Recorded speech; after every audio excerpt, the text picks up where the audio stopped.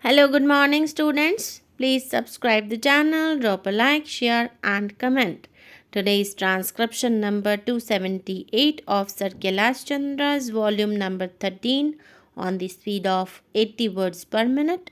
Start. I would like to add that the honorable members' impression that whatever has been put into these companies from the consolidated fund is done without an appropriation is not correct. No money can be paid out of the consolidated fund without some appropriation of some kind or the other. Therefore, sir, the real issue is not so much of paying monies out of the consolidated fund or the form of organization, but the powers of the Comptroller and Auditor General and the authority of the executive as well as Parliament over these organizations, especially in regard to financial matters, that is to say, financial control. In regard to the position of the Comptroller and Auditor General, when we bring forward that particular legislation which we have in mind, or when we insert that chapter, undoubtedly we shall make a provision there which will ensure that the Comptroller and Auditor General is enabled to exercise the functions which the Constitution intended that he should exercise. In the case of organizations which are owned entirely by government, of course, there is no question. It will always be provided that the Comptroller and Auditor General shall audit. The doubts will arise in respect of companies or corporations, maybe in which government have only a share. Now, some limit would have to be indicated above which the whole concern would be regarded as sufficiently a state concern to attract the exercise of the functions of the Comptroller and Auditor General, and at the appropriate time, I have no doubt that the House will be invited to give its thought to these matters, and we might remove any doubts that might be lingering in the mind of the Comptroller and Auditor General or in the mind of the Public Accounts Committee.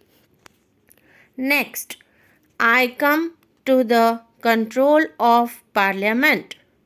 The Honourable Member quoted something from the UK. As far as I can decipher, the Public Accounts Committee is never eliminated. I do not know whether I misunderstood him.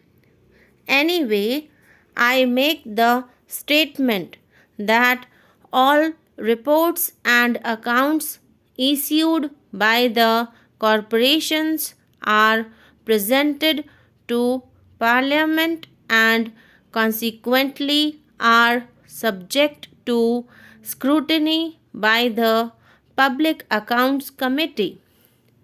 It is the Comptroller and Auditor General who does not always figure in these matters.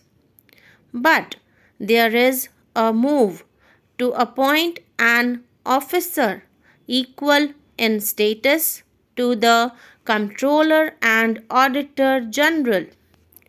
Parliament comes in when monies are appropriated.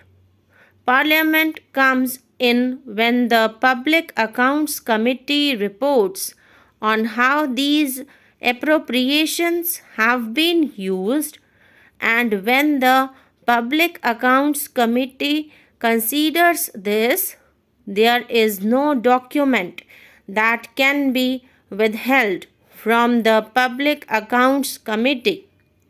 I think much has been made of the answer given by my honorable colleague in regard to the furnishing of lists of contracts.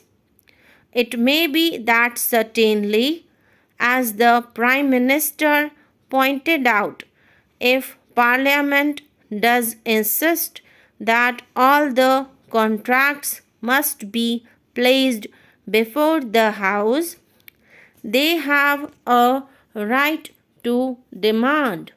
But as a matter of practical prudence, it may be that these things are not necessary.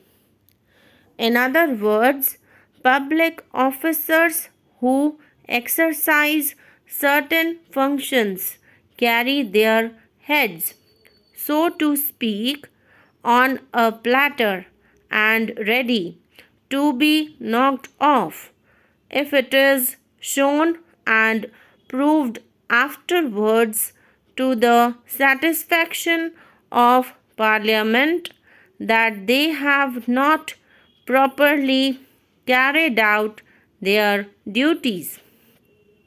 Therefore, I do not see how there has been any detraction from the authority of the Parliament exercised through the Public Accounts Committee by the mere creation of corporations with the knowledge and consent of Parliament.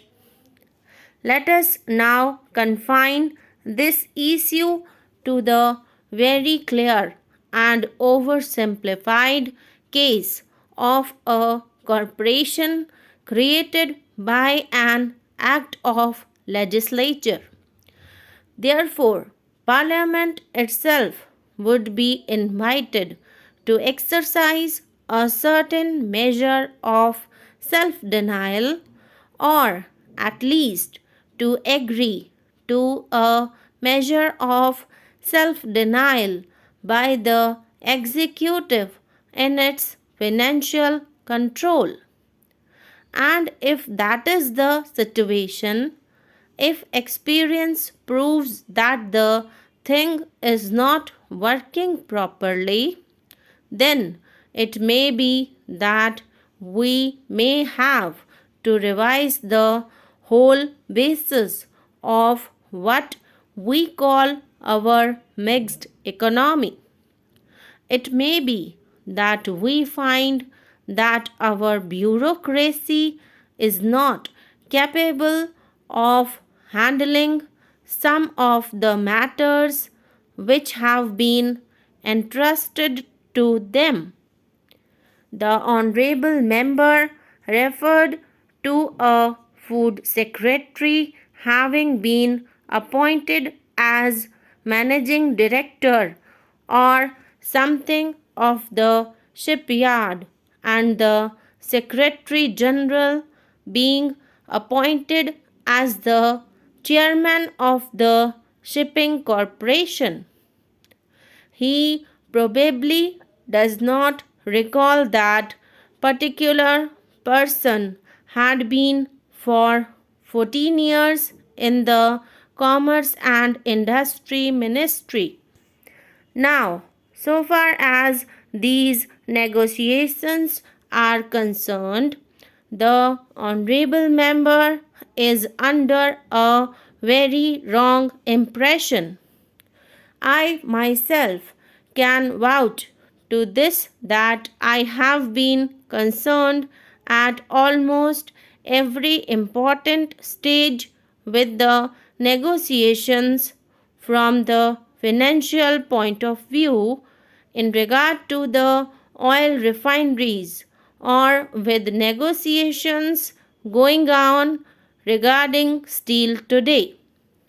So far as steel is concerned, there is an ad hoc committee which includes the Prime Minister, the Production Minister, and myself.